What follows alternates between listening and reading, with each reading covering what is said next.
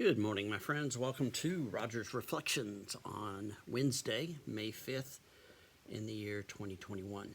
Today I'm going to be reading to you a passage from the book of James, the fourth chapter, verses 6 through 11, 6 through 10. And today and tomorrow, I've been always doing a lot of reading. That's just part of my job and part of my love for this. But there's the concept of humility keeps coming up. And part of that comes from our culture right now, that there seems to be a lack of humility, that in the argumentative, divisive, confrontational atmosphere that we have out there, to find someone truly humble and someone who is able and willing to listen. It's difficult when you try to, at least when I try to research a topic that is maybe controversial. It's difficult to find teachings that are of humble origins on either side of the issue, or multiple sides of the issue. And I know, I struggle with that when I know something, or at least I think I know something. I find it hard to listen to someone else because I already know what they're going to say. Yeah, that sounds real humble, doesn't it? So this is an ongoing lesson I think all of us would do well to learn. So James chapter 4, beginning with verse 6. But he gives all the more grace. Therefore it says, God opposes the proud, but gives grace to the humble. Submit yourselves therefore to God. Resist the devil, and he will flee from you.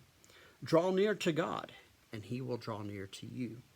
Cleanse your hands, you sinners, and purify your hearts, you double-minded. Lament and mourn and weep. Let your laughter be turned into mourning, and your joy into dejection. Humble yourselves before the Lord, and he will exalt you. Now, this isn't saying that joy and laughter and all that fun stuff is wrong, but no. He's saying there are times when we need to be humble or be humbled. There are times when we need to lament for what we've done, what we've said. We need to flee from our own willful desires, and we need to draw close to God. And here's the thing about that: when we draw close to God, we're thinking, okay, this is good. God's going to affirm me and reaffirm me, and he's going to lift me up, and he is. However, he will pat you on the back for the good and holy things you're doing, but he will humble you. He will discipline you, as a good parent does, for the things that you're not doing well. So, in a sense, there's a word of caution here. Be careful when you go into the presence of the Lord, because you may go in for one reason, and God may work on you for another reason. Now, step back for a second.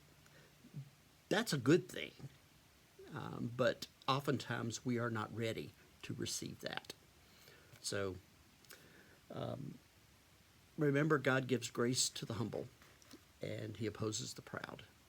And if we draw near to God, if we put away the things that are arrogant and rude and hurtful, if we allow God to humble us, then in the end we will be exalted, we will be lifted up, we will be blessed. So, some words to think about today.